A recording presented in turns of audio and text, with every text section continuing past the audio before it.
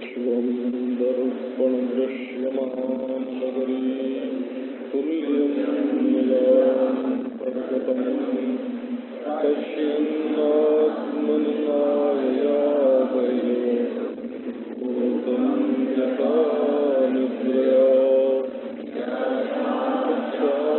कुरुते प्रबोधसमये स्वात्मानमेवाद्वयम् श्रीगुरुर्नमैवं श्रीदक्षिणामूर्तये दूर्वादलकृतितनुं तरुणाब्जनेत्रं हेमाम्बरं वरविभुः कन्दर्पकोटिकमनीयकिशोरमूर्तिं पूर्तिं मनोरथभुवाम् ॐ शान्ति शान्ति शान्ति। सुंदरकांड में 14वें दोहे के बाद कहेउ राम वियोग तव सीता मोहु सकल भये विपरीता नवतरु किसलय मनहु कृतानु काल निशासन निशित सिधानु कुबलय विपिन कुंत बन सरिता जे हित रहे करत तेई पीरा उरग श्वास सन त्रिविध कहे से कछु दुख घट होई राह कहो यह जानन कोई तत्व प्रेम कर मम यन तोरा जानत प्रियाहि सो मनु सदा रहत कोई पाई जानु प्रीति रस इतने माई प्रभु संदेश सुनत बेदेही लगन प्रेम तन सुधि नहीं देही वीर धरु माता सुनि राम सेवक सुखदाता पुरयान रघुपति प्रभुताई मन वचन तजहु कदराई निधि चरण कर पतंग समा रघुपति दान कृष्णान उदय तीर धरो जरे निशाचर जान सियावर रामचंद्र की जय।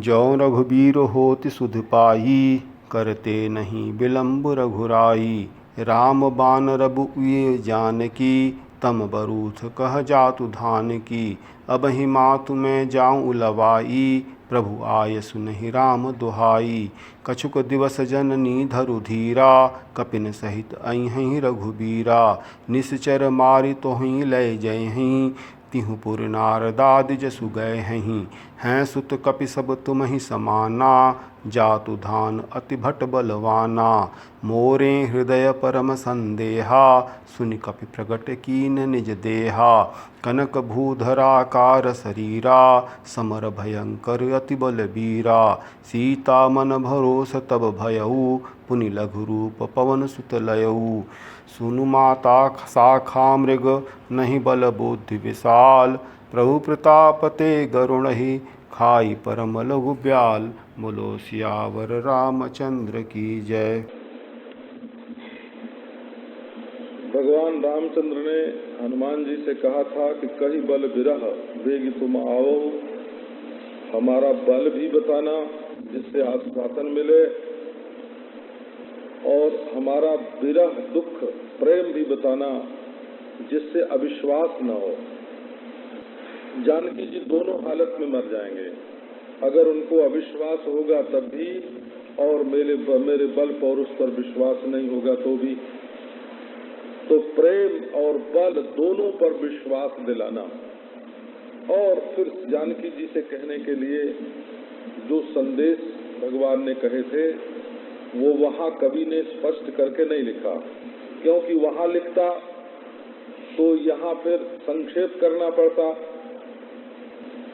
या कम करके कहना पड़ता, और वहाँ नहीं कहा तो यहाँ उसको बिल्कुल खुलासा, यही मालूम पड़ने योग्य जो संदेश है वो वहाँ मालूम पड़ने योग्य नहीं है, यहाँ मालूम पड़ने योग्य है। इसलिए वहाँ कवि ने गुप्त रख लिया कि क्या संदेश कहा, अब यहाँ उसको प्रकट करते हैं।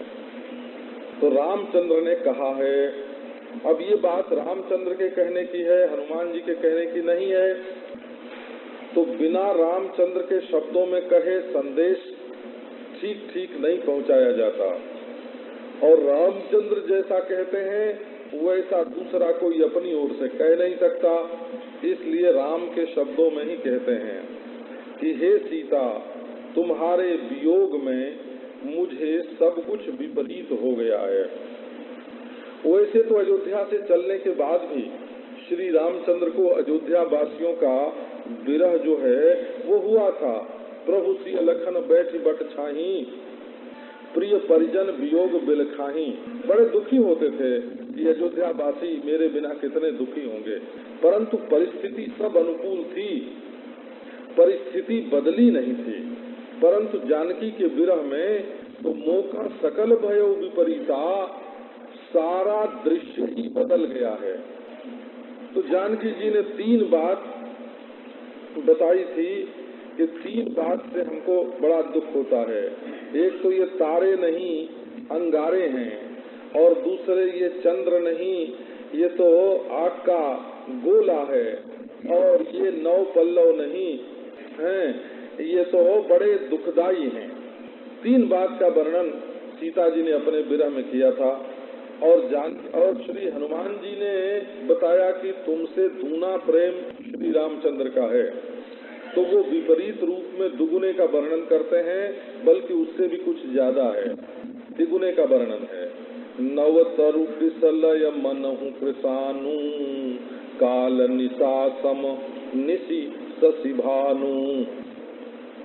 ये शिशिर ऋतु में जो लाल लाल वृक्षों के कृशलय हैं, कोपले हैं, लाल लाल पत्ते हैं, वो मानो आग हैं, और ये जो निशा है, रात्रि है, ये काल निशा के समान है, और चंद्रमा जो है वो सूरज के समान मालूम पड़ता है। ये 3 तो ये बता दिए।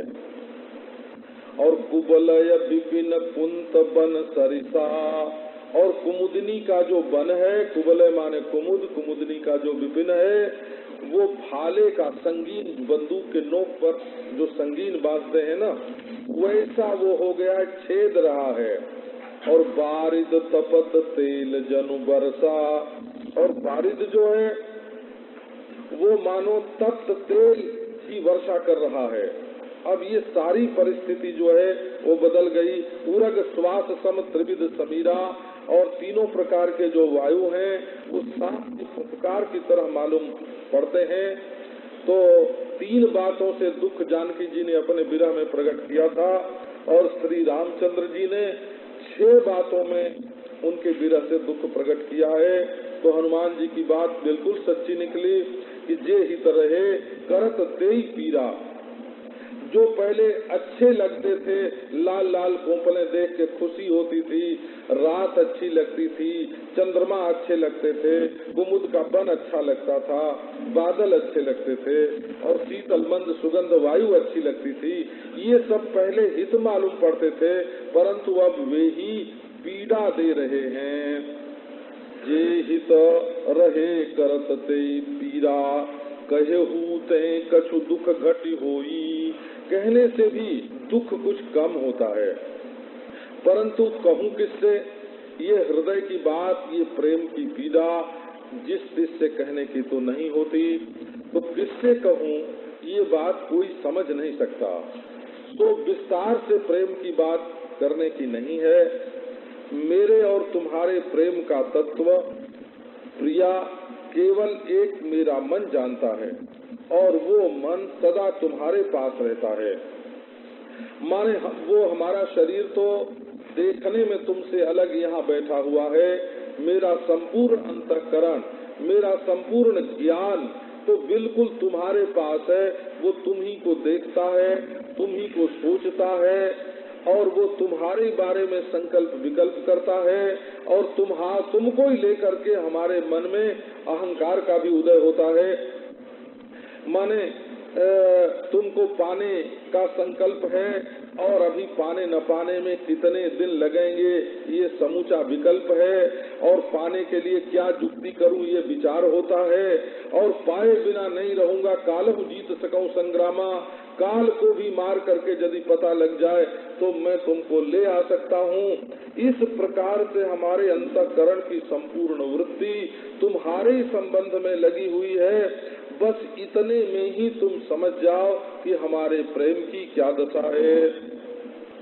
अब प्रभु का ये संदेश सुन करके तो जानकी जी प्रेम में मग्न हो गईं और उन्हें शरीर की सुध नहीं रही। माने ये बात भूल गई कि मैं लंका के अशोक वन में बैठी हुई जानकी हूँ। उनको तो ऐसा लगा कि मैं प्रभु के पास हूँ, उनका मन भी प्रभु के पास पहुँच गया। अब विरह तो हनुमान जी ने बता दिया, जानकी जी को विरह में कितना दुख है ये देख लिया, और रामचंद्र को कितना दुख है ये बता दिया। अब बल का वर्णन करना है कि जिससे आश्वासन मिले, धैर्य मिले। तो हनुमान जी ने कहा कि हे माता, तुम अपने हृदय में धैर्य धारण करो। माता कह करके संबोधन करते हैं और धैर्य धारण की सलाह देते हैं।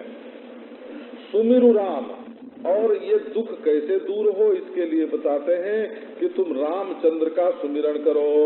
रामचंद्र कैसे हैं कि सेवक सुखदाता, जो उनकी सेवा करे उसको सुख देने वाले हैं। तो अब तुम अपने हृदय में रघुपति का जो प्रभाव है, प्रभुताई माने प्रभाव, उसको अपने हृदय में ले आओ। और मेरा वचन से हम तुमको नहीं ले जा रहे हैं, नहीं तो हम ही जब मार के ले जाएंगे, रावण आदि को मार सकते हैं, लंका को उखाड़ सकते हैं, त्रिकूट को ले जा सकते हैं, तुमको ले जा सकते हैं।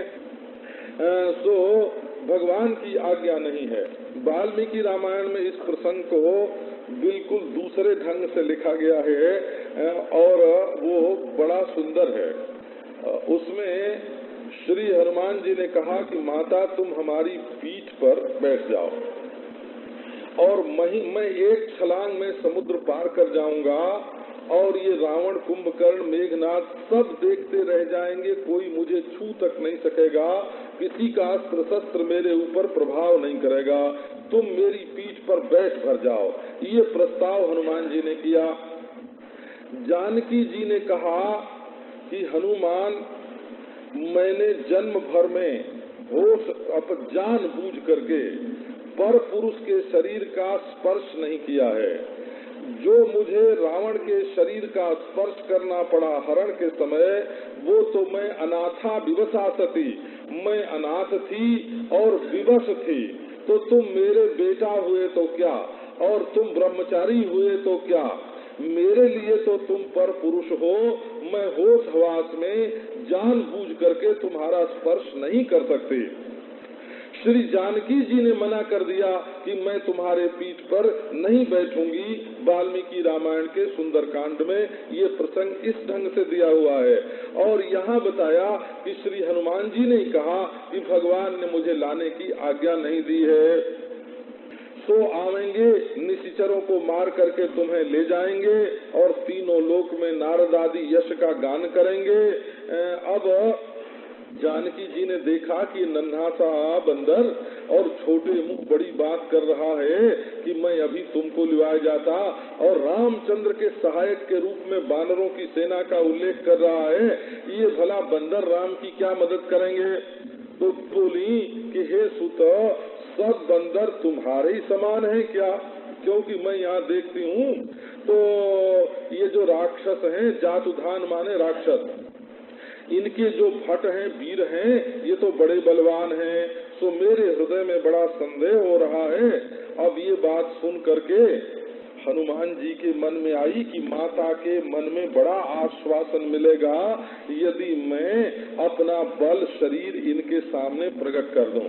तो शरीर तो उन्होंने तुरंत प्रकट कर दिया, जानकी जी को दिखा के फिर छिपा लिया, और बल तो अपना ऐसा लंका में प्रकट किया कि लंका के बच्चे बच्चे को याद हो गया जानकी जी भी समझ गई कि एक बानर में जब इतनी ताकत है तो बानरों की सेना आवेगी तो कितनी मदद करेगी। तो सुनि कपि प्रगट कीन निज देहा, ये राजनीति की बड़ी भारी बात। देखो इसमें दोहरा काम बना। एक काम तो ये बना कि जानकी जी को संपूर्ण आश्वासन मिल गया कि ये लोग रामचंद्र की मदद करेंगे और हमारी सहायता करेंगे और ये झूठे नहीं है, बिल्कुल सच्चे हैं। और दूसरी ओर लंका में मनोवैज्ञानिक जो है हार हो गई।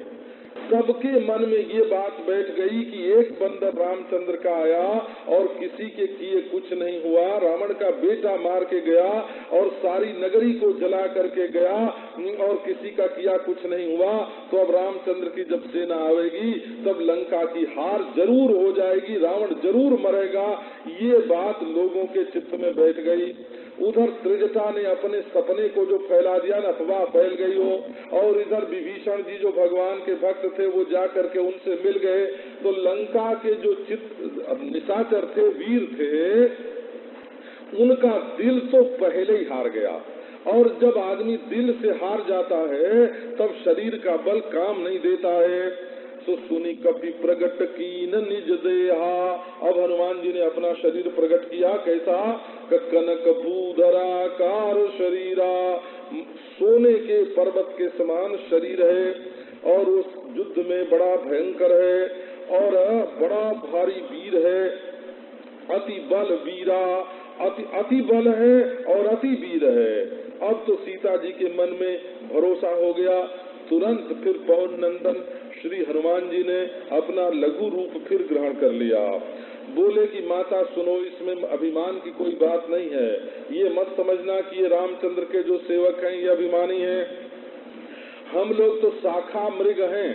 एक हरिण वो होते हैं जो धरती पर छलांग भरते फिरते हैं और हम वो मृग हैं जो पेड़ की डालियों पर, शाखा पर छलांग भरते फिरते हैं, इसलिए हमारा नाम शाखा मृग है। नहीं बल बुद्धि विशाल, न हम में विशाल बल है न विशाल बुद्धि है।